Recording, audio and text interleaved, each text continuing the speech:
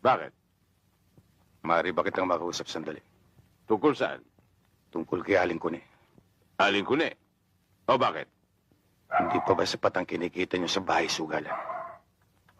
Sa bahay aliwan. Pati na isang matandang magkakalamay pinatulan mo.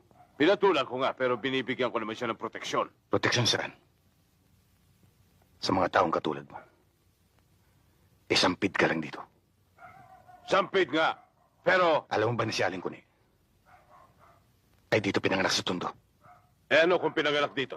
Ang nangyari, ako ang kinalaban mo. Ano kaya? Ginalaw mo Tondo.